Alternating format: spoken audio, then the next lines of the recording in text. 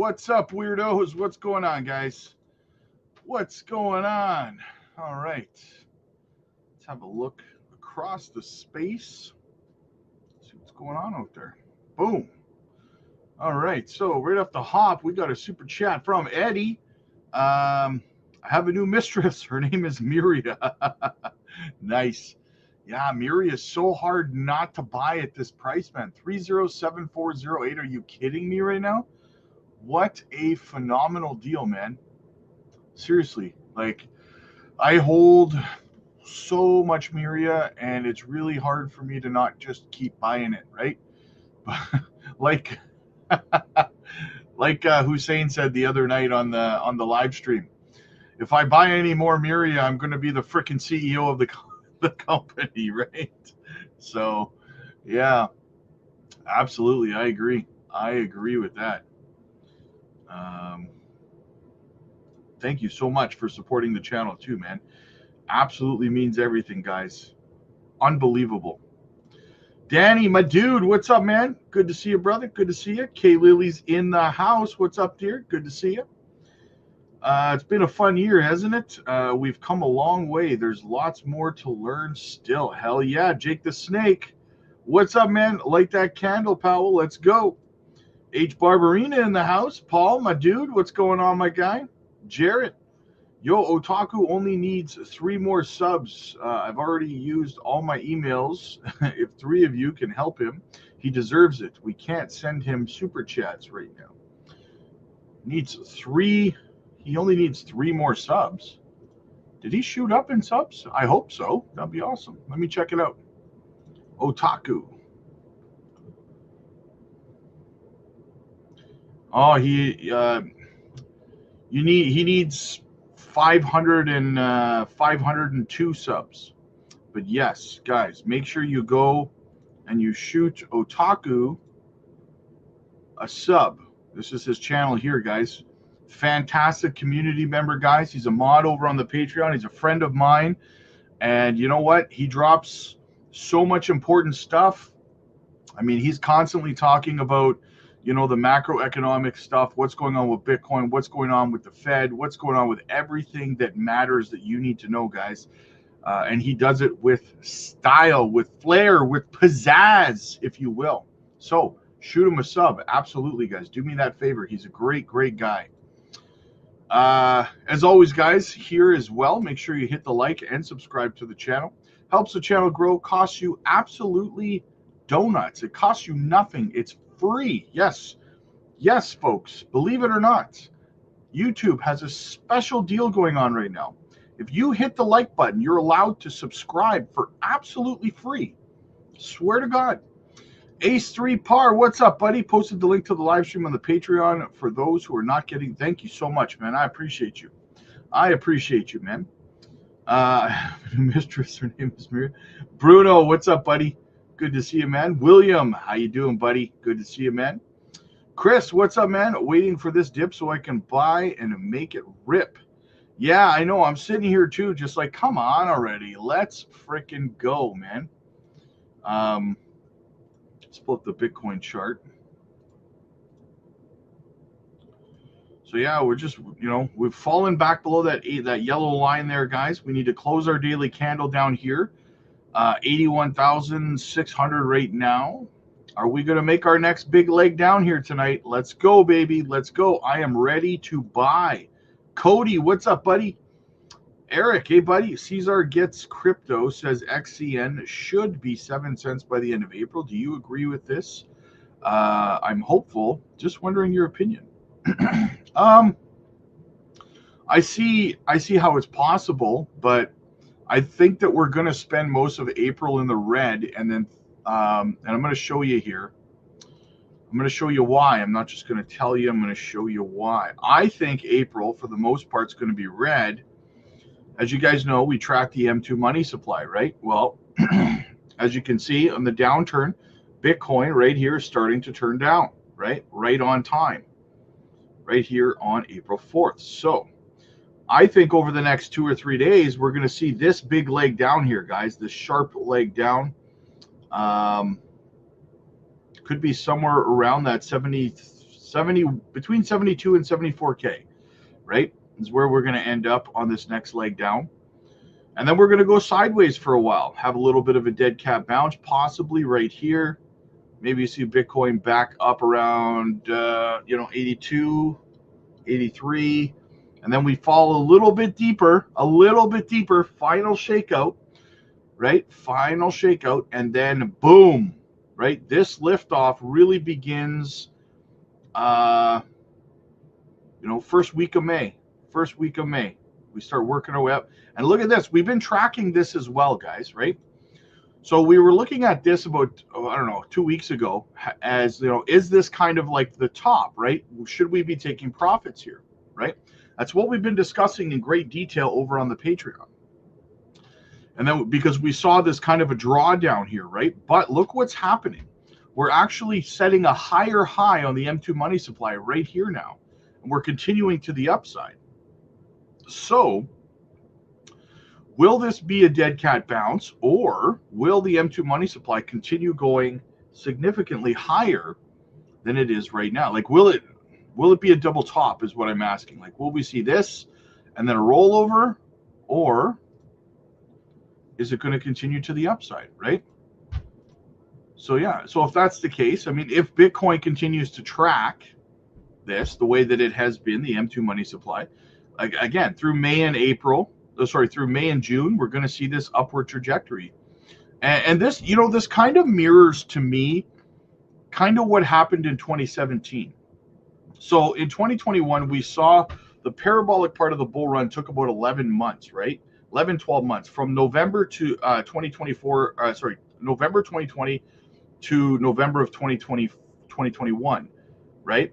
It took about 11 or 12 months for the full parabolic run to take place. However, in 2017, it only took about 3.5 to 4 months, which means that we moved more violently to the upside in a shorter amount of time. And that seems to be how things are starting to play out this time around as well, right? Where we're starting to see, that this blow off top, this parabolic part of this bull run is probably going to be more of a condensed, violent move to the upside as opposed to a drawn out over the course of 11 months move, which is fine with me, right? So we're going to continue to track the M2 money supply here, though, as it continues to follow. And yeah, very exciting. Very, very exciting. But to answer your question, this is what I think is going to happen through April. This is April right here, in my opinion, if we continue to track the M2 money supply. So April will be a down month, and it's going to shake a lot of people out. And then boom, right?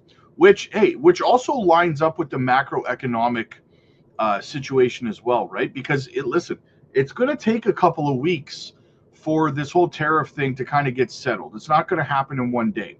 So that buys us the entire month of April as well for the tariff situation to kind of run its course as well and play out. And then it perfectly lines up, because if we can get the tariff situation under control and in the rearview mirror by the end of April, well, then perfectly in time right here and the beginning of May, boom, everything lines up, right? So yeah, a lot of reason to be positive, right? So I'm going to spend April filling my bags before liftoff. Studio Tech, what's up, man? I shot you a follow-up DM, sir. You shot me a DM over on the Patreon. Okay, I'm going to check my my Patreon DMs after the live stream here. Lily, hey Rob, why do I keep calling my wife Rob? One kid crypto, one kid Miriam, and other Zebek. Can't get crypto off my mind. There you go. Nice. Your wife's going to have you put into a mental home.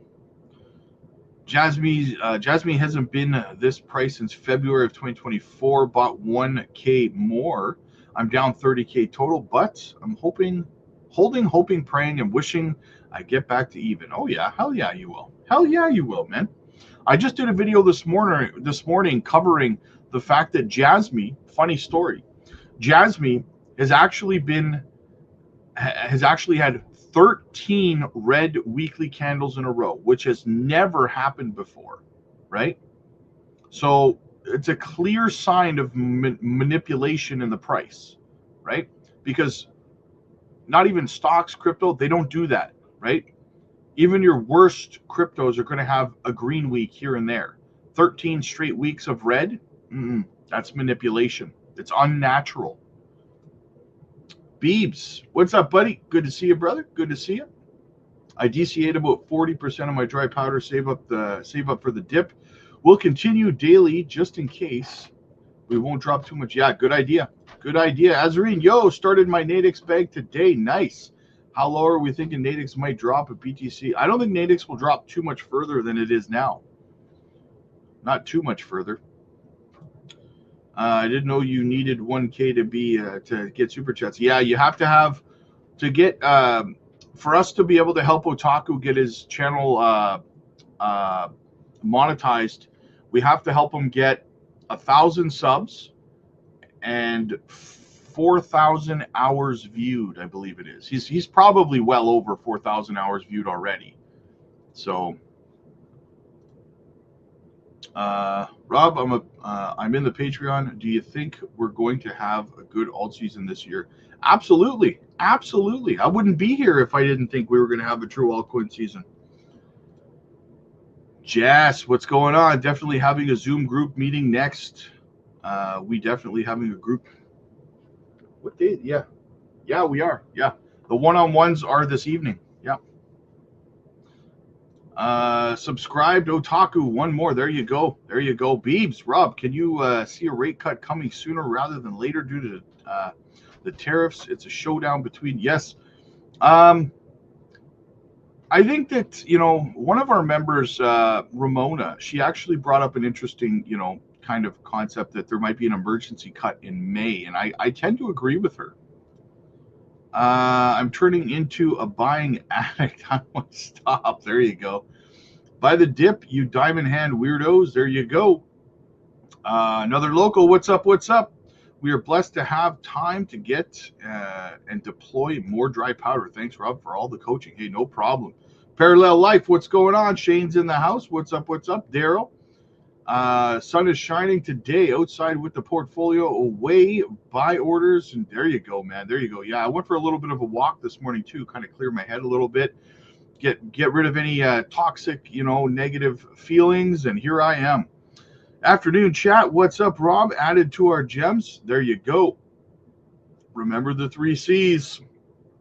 Hope you're all well. Jay Hatch in the house.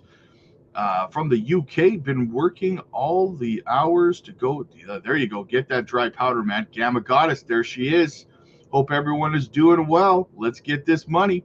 Last time the Bruins and Red Wings didn't make the playoffs in 1967. Maybe history repeats. I see what you're saying. I see what you're saying. Yep, it's my Leafs year, 1967. Let's go. Havoc, what's up, buddy? They you know what, that win over Florida last night was very important, right? They want to win the division. Afternoon, Rob, hope all is well. Been a while since I jumped. Yes, I don't know where you've been. Had to take a break. Well, I'm glad you're back, Havoc. I'm glad you're back. I'm liking the way the M2 money supply is looking so far. Most definitely, absolutely, man. Amazing coins for you in the house. Nia, what's going on? Got some dry powder. I started DCing again into some of your gems. There you go.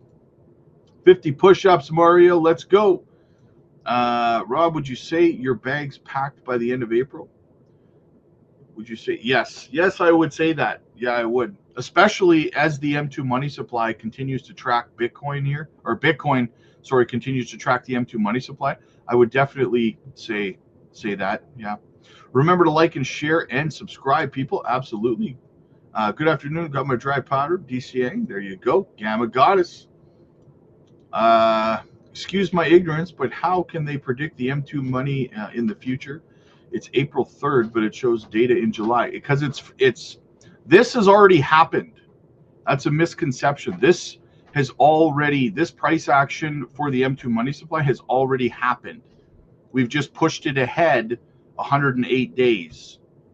That's it. This isn't predicting what's going to happen. This is predicting what has already. This is showing what's already happened. So,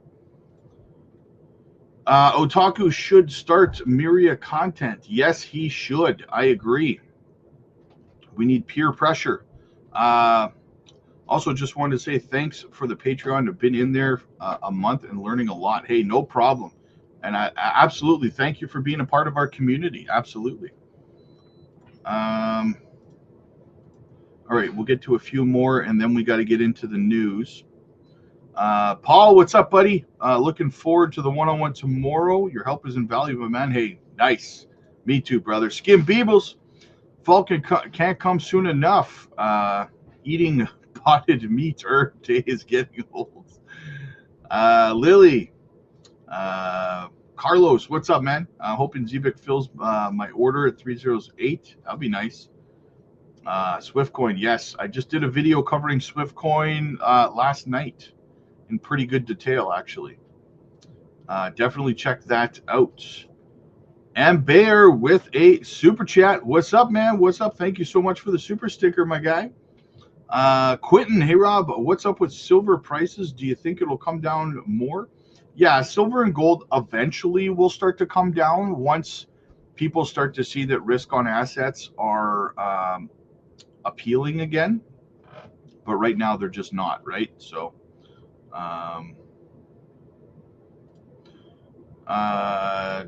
Jay, hey to all. Rob, is XYO a good buy? Yes, I love XYO. I am a fan of XYO. I do hold XYO. Big thanks again with Goddess and Otaku for moderating your chat, by the way. Thank you for trying to keep the respect for all of us. Hey, absolutely. Absolutely. They are the real champions for sure. All right, let's get into some of the news here, guys. Let's get into some of the news. I've been rambling on long enough. Let's see what we got here. So, Commerce Secretary Howard Lutnick won't be effective for the world to retaliate against the tariffs. Let's see what he's got to say. Secretary, in terms of the suggestion that we're being abused or being fair, what would you say to the United Kingdom, or what would you say to Australia, where we have a trade surplus, where they could look at us and say, we're the winners of that competition, and yet we are going to tariff them? Well, look, they each have the lowest rate available, right? I mean, if you really dissect these the trade numbers that are made publicly, I mean, the United Kingdom, part of their trade surplus is that they have the London Metals Exchange, and they count the importing of bullion. I mean, come on. So, I mean, if you really dissect these things, you realize they have a 20% VAT, okay, and these things. But they work hard. So we don't have a trade surplus with them. They're raping us too. Well, they have a. If you looked at them and really studied it, you'd see they have a goods deficit with us, right? And Australia buys a lot of our planes, which we really appreciate. But we're really looking at the production for people to get jobs. So the stuff with Mexico and Canada, I'd really like to talk about, because USMCA is still in place. So if you make a car in America and the parts are made in Canada or Mexico, there is no tariff. The auto parts business of Canada and Mexico are not being touched. Energy prices are not being touched. You know, people need to understand we did not today, semiconductors are not included. Pharmaceuticals are not included. Donald Trump's going to deeply study those, and those are going to come later on how to reshore from Taiwan, all that semiconductor manufacturing. We have to protect ourselves at some point, right? America has to be able to protect itself. We can't have everything. I mean, think about it. All of our electronics are primarily built in Taiwan. It used to be built here. Our policies let Taiwan take it all. And now 9,000 miles away, our way of life is being built. And Donald Trump is saying, come on, that's got to be here. That's why you've got Apple announcing it's going to do $500 billion in production here. I mean, think about it. We all hold our iPhones, which we love. Why do they have to be made in Taiwan and China? Why can't those be made with robotics in America? And you know what Donald Trump has said? They're going to be made in America. Secretary Lutnick, there have been questions raised already about whether a company like Apple would be able to get a carve out from this because they have promised to build more in the United States. The market's trying to figure out how permanent these tariffs are going to be if there is a negotiation taking place. Scott Bessent, the Treasury Secretary, said yesterday that we may have to let these sit for a while, but I'd also heard that you'd been in charge of already negotiating with some countries, maybe giving them wish lists to say, here's what it would take to get these tariffs reduced or removed. Is that the case? And if so, which countries are you negotiating with? We're talking with all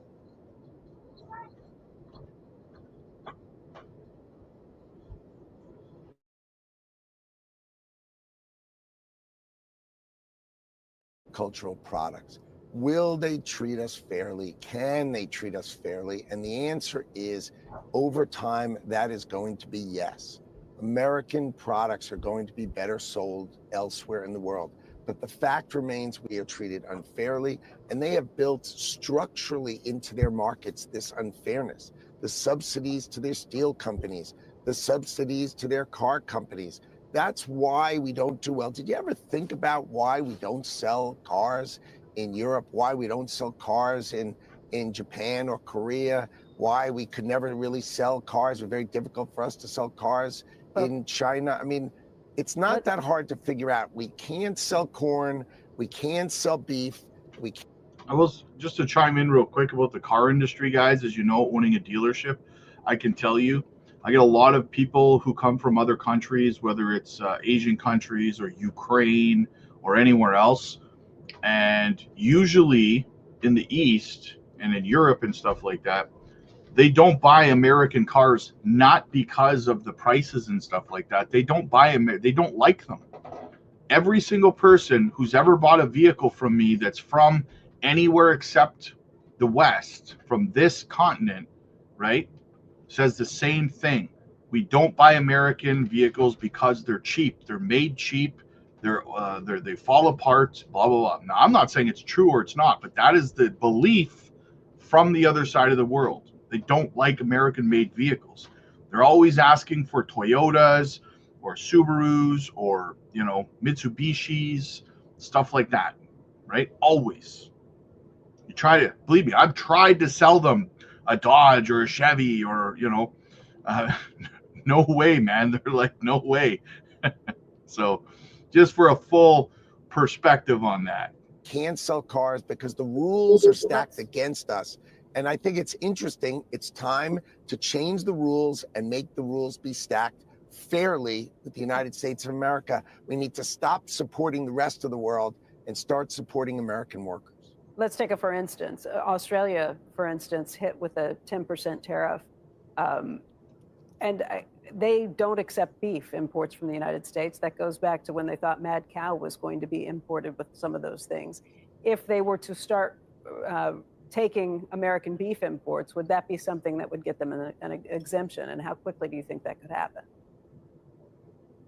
I don't think the word exemption is going to be a factor. I don't think that's such a thing. I think what there's going to be is a world of fairness. Let's go try to figure out ways for the world to treat us more fairly and more properly. I don't think it's effective for the world to retaliate. I mean, those things are silly. We are the consumer of the world, right? We buy $20 trillion worth of goods, and we are basically the buyer of everybody else's in the world's items. So what is the point of them going higher?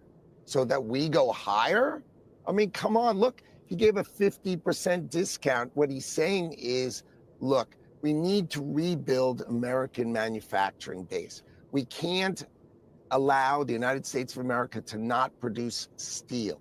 We can't allow the United States of America not to produce pharmaceuticals. We can't have a war where we can't get antibiotics and we have to call another country to make a missile or to make a plane. I mean, these are obvious things. We need to have domestic production. We need to employ Americans. And I think that is the model that Donald Trump is seizing on. We need to employ Americans for the good of the United States of America. Factories are coming back. And here's the key. factories now can use robotics. And so American workers can be much more efficient with robotics. You're going to see the greatest surge in training for what we call tradecraft, teaching people how to be robotics mechanics, engineers and electricians for high-tech factories, HVAC. You think about your air conditioning system. No. When you build one of these great factories, like an Apple factory, they use air conditioning to cool it. That is really high-tech. It's a great paying job, and it requires a high school education and training, and our Americans are ready for it. And you're going to see the greatest resurgence of factory building and factory production in America. This is our time, and it is time for us to rebuild it, and that's what Donald Trump is out to do. He's changing the way people think about production in America. All right, so yes, to the car thing, like I was saying, guys, listen, there is some truth to it. It's not an attack on America or anything like that to say that American-built vehicles are garbage, right? And I say that there's nothing to do with whether you're, patriotic to America or anything like that. The companies use cheap parts. Listen, again, owning a dealership. I've been in the auto industry a decade and a half. Okay, I'm telling you right now, the vehicles that come in, they come in on trade or they come in for maintenance and stuff like that. 100 times more American-made vehicles than Japanese-made vehicles or German-made vehicles or anything like that, right? That's why people want to buy, from other countries. That's why they want to buy Toyotas and Subarus and, all that kind of stuff, because they don't fall apart so easy, right? So,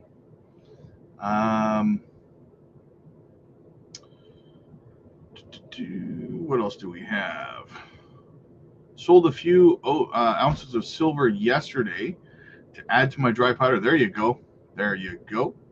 Nice. Dennis in the house. Big Botto, what's up, buddy? Good to see you, man. I'm UK, and that's true. More German and like engineered. Yes, exactly. See, that's what I'm saying. What's the word, Bird? Just chilling like a villain. American-made vehicles are expensive for other countries. The value of the dollar is too high for other countries to import. It's way cheaper. They don't like American-built vehicles. They don't, right? I'm telling you, they come into my dealership, and then they won't even consider, right? They won't even consider it. They could buy a cheaper Chevrolet or Ford, but they always want the Toyota or something because or the Honda, because they're cheaper. Cheaper. The American-made vehicles are built cheaper. The parts are garbage, right? They fall apart. We have to do better with American-made cars. I agree, absolutely. And it's because of the companies that build them, right? They try to cut corners and save money everywhere they can. So they build them as vehicles in the U.S. are made, and I can tell you this coming from sales and management in the auto industry for over a decade and a half. I am telling you right now, American-made vehicles are built to last no more than 5 years. That's why they only give you, like a 5-year, factory warranty and stuff like that, right? They only last, most of the time, they don't even last 5 years. They fall apart well before then because they want you to buy another one in the next 3 to 5 years, right? That's resale, right? My recent repair bill was like $25.98. Next year, it would have cost triple probably. American vehicles wouldn't fit on UK country roads. There's that too. Hey Rob, did some DCAing this morning. Nice. I thought about all Patriot friends who are doing it. Fun times. There you go. Ford is doing employee pricing for customers for the next few months. Do you know what employee pricing is, guys? Do you even know what it is? It's nothing. It's a fugazi. Again, I'm a finance manager. I'm telling you right now, employee pricing is like $500 off. They just say that it's something else. right? It's like $500. If you think you're saving tens of thousands of dollars or even thousands of dollars buying a vehicle with employee pricing, I got a bridge to nowhere that I'll sell you to, right? As a finance manager, I can tell you this right now, okay? When I sell a vehicle, I look at what the cost of the vehicle is from the manufacturer. How much did this vehicle cost the dealership to bring in, okay? So let's say it cost me $40,000. That's what the cost to the dealership is. Then what we do is we increase the cost of the vehicle by about $10,000 to $15,000, right? So now it's going for $55,000. That way the dealership's making 15 grand. Now I have $15,000 buffer room. So if you come in, you say, you know what, can you give me, 55 is too much. I would pay 52. Then I just go, oh, you know what? I'll give you employee pricing. I'll give you $3,000 off the price of the vehicle. Bam. Dealership still made $12,000 profit on the unit, right? That's what employee pricing is. Employee pricing is how much do I need to shave off of our profit to make you buy this vehicle today? It could be $5 employee pricing. In fact, what I could do is I could increase the vehicle another $3,000 and then just tell you I'm taking $3,000 off the price of it. And you believe me, right? Because all I did on paper was increase the cost of the price of the vehicle to you, and then decrease it back down to what I would have sold it for anyways, right? I've been a finance manager for a decade and a half, guys. I'm telling you right now, employee pricing doesn't mean anything. It's word salad to get you to come in and buy stuff. Zebek holding up really nice. Yeah, it is. It's only down 0.5%. Here, I'll highly recommend checking out Definitive Edge. Thank me later. Yeah, people have been asking me to look at that for a little while now. I will never own a Ford again. I have nothing but problems with them. Blah, what's going on? Chris wrote a very good thread on the Patreon. Hope you can give it a read. I'll have to see if I can find it. I own a GM truck. In the Rust Belt, I can attest to them being hot garbage past 100,000 miles. Yeah, and that's not even that much. 100,000 miles is not that much. You put that on very quickly, right? So, yeah, absolutely. All right, what else do we have? So let's get into some more of the news here. Wow, we've already been going for almost an hour. Holy smokes, almost 50 minutes. Urgent forecast, U.S. interest rate cuts to ignite crypto market tariffs unlikely to deter. Buckle up, crypto enthusiasts. The latest buzz from the U.S. Commerce Secretary Howard Lutnick suggests a significant shift from the economic landscape that could send ripples through the digital asset realm. Lutnick's bold pronouncements about impending interest rate cuts and the ineffectiveness of tariffs retaliation are not just Wall Street whispers. They're potential catalysts for the next crypto market surge. Let's dive into what it means for your crypto portfolio and the broader economic picture. Why interest rate cuts could supercharge the crypto market. When the U.S. Commerce Secretary Howard Lutnick states that interest rates are poised to fall significantly, it's more than just economic commentary. It's a potential green light for risk assets like cryptocurrencies. Lower interest rates, essentially like borrowing cheaper, and reduce the returns on traditionally safer investments like bonds.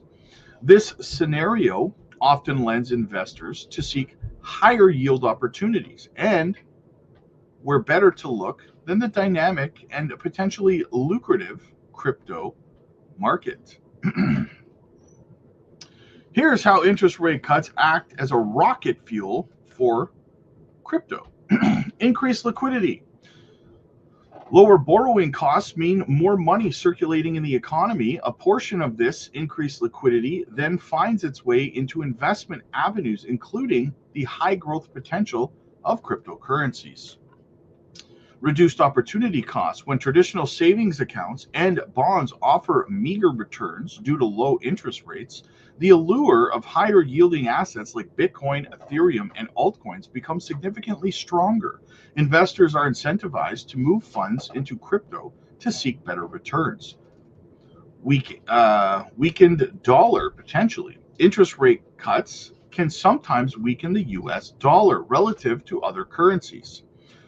While complex, a weaker dollar can, in some cases, make dollar domination assets like Bitcoin more attractive for international investors as they become relatively cheaper.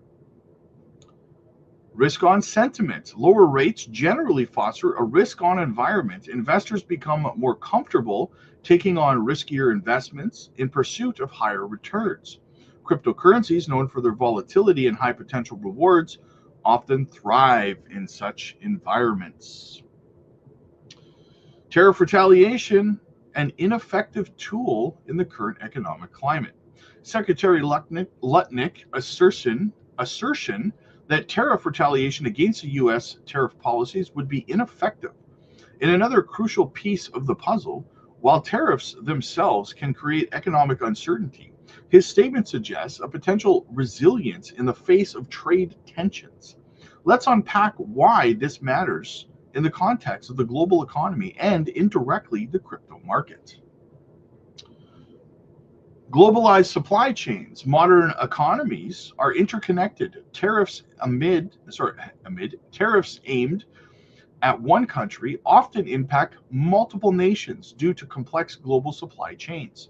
Retaliation can become tangled webs, hurting everyone involved, including the retaliating country itself. Well, I mean, that same argument could be made for the initial tariffs in the first place, right? That doesn't make any sense, right? Limited impact on U.S. economy. The U.S. economy, while not immune, might be less vulnerable to targeted retaliation than some anticipate, especially if domestic demand remains strong. This perceived resilience could embolden the U.S. in its tariff policies. Focus on domestic growth. If the U.S. administration believes tariffs retaliation is ineffective, it might signal a stronger focus on domestic economic policies, including potentially the aforementioned interest rate cuts to stimulate growth from within. Shifting trade dynamics. The global trade landscape is constantly evolving. Countries are seeking new trade partners and diversifying their supply chains. Traditionally, retaliatory tariffs measures might be less impactful in this fluid environment. Economic impact, navigating the uncertainties and opportunities. The interplay of falling interest rates and potentially ineffective tariff retaliation creates a complex economic landscape. For the crypto market, this could translate into both opportunities and challenges. Increased investment flows. As discussed, lower interest rates can drive more investment into crypto assets. Hedge against economic uncertainty. In times of economic uncertainty, including trade tensions and fluctuating interest rates, some investors view cryptocurrencies like Bitcoin as a hedge against traditional market volatility and currency devaluation. Innovation and adoption. A favorable economic environment fueled by lower rates can spur innovation and further adoption of blockchain technology and cryptocurrencies.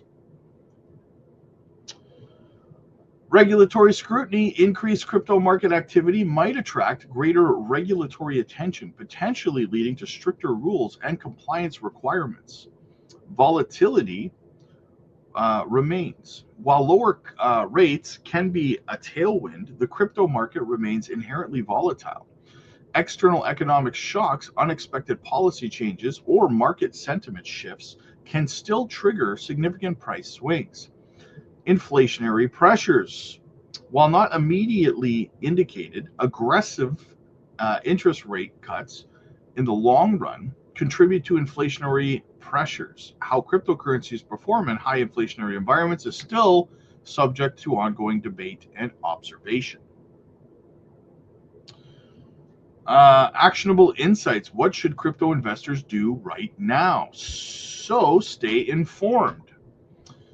Keep a close watch on macroeconomic indicators, especially interest rate announcements and trade policy updates. News from the US Fed and statements from officials like the Commerce Secretary are crucial. Diversify your portfolio. Don't put all your eggs in one basket. Diversify your portfolio holdings across different types of cryptocurrencies and consider a balanced portfolio that includes both established coins and promising altcoins. Risk management is key. Understanding your risk tolerance. The crypto market is volatile.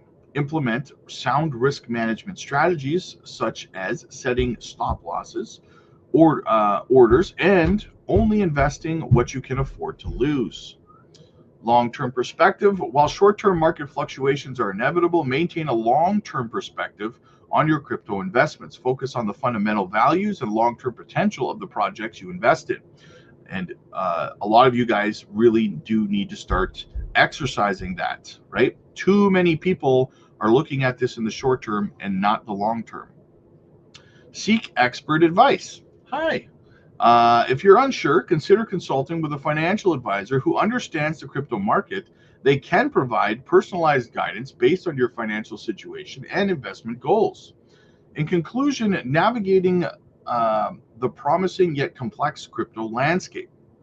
Secretary Lutnick's pronouncements paint a potentially bullish picture for the crypto market, fueled by anticipated interest rate cuts and a perceived resilience on tariff retaliations. However, the crypto landscape is never without its complexities and uncertainties. By staying informed, managing risks wisely, and maintaining long-term perspectives, crypto investors can navigate these dynamic times and potentially capitalize on the opportunities that lie ahead. The confluence of economic factors suggests a fascinating period of digital assets demanding both vigilance and strategic action. Stay informed. What do we got here? I think April is going to be a green month. Okay. What are you basing that off of? Just curious. And don't forget to hit the likes. Big Bardo, absolutely, man. Thank you so much for the super sticker, my guy. Dave, wow. April will be a green month. Again, I ask, what are you basing that off of besides emotion? Is there anything you're basing that off of? Or do you just feel that way? Volkswagen Transporter all the way. There you go. Leo, what's up, man? I'm not panicking, but all my young friends are. Don't panic. There you go. Wendy, happy Friday from Australia. Still Thursday here. Alfonso, what's up, buddy? Rob was right about everything. Yeah. I don't usually take credit for being right, though. I'm more concerned about you guys. Let's just make money. That's all. I don't really have an ego, to be honest with you. I could be right. I could be wrong. It doesn't matter to me. I just want me and you guys. I want us all to make money at the end of the day, right? That's what I'm feeling. All right, guys. So also wanted to say shout out to the channel sponsor, Decent Self-Custody Wallet. Guys, listen, if you leave your crypto on an exchange or on your Coinbase wallet or wherever the case might be, and you get hacked, you only have yourself to blame. Because you didn't take the proper security measures, right? There's no recourse for you if you get hacked, and hacks are at an all-time high, right? So I don't know why you would risk leaving your money, guys. Get yourself a Decent Self-Custody wallet. Use our link down below. Get a phenomenal deal, guys. Again, no one's going to reimburse you. No one is accounting. If you get hacked, if your exchange gets, if your account on Binance, for example, gets hacked, or Coinbase or wherever, and you wake up and your money's gone, it's been drained, guess what? Nobody's paying you back, right? So don't dangle your money out there on the internet. I don't know why you would leave your money on the internet like that. Get yourself a self-custody wallet, or you only have yourself to blame, right? Do not learn this lesson the hard way like so many others do, guys. Did you find Dumb Money? No, I messaged him twice last night, but he hasn't responded. So hopefully he's okay. Maybe he's just on vacation or something. We'll keep trying to track him down, though. We'll keep trying to track him down. That's for sure. To everyone hanging in there, absolutely, Richie Rich. Good to see you, buddy. Your boy, love this channel, love this community, and love everything the Patreon has to offer. Get over there if you haven't yet. Thanks, Rob, brother. Hey, no problem, man. I feel the same way. I love this community. I love everybody, man. I love how much fun we have. I love that, I love when we're watching everybody make money. The fact that we helped 28 people so far hit 7-figure portfolios is just something that I really take a lot of pride in, right? It's absolutely phenomenal, guys. I highly suggest you get over to the Patreon and become one of the next people to hit that 7-figure portfolio. But for now, guys, listen, we're going to be live over on the Patreon in about 20-25 minutes, okay? So get over there. And also book your one-on-one coaching calls with me as well. So I'll see you guys live over on the Patreon in about 20 minutes. Click like if you like this video. Click subscribe if you really liked it. I'll see you guys later.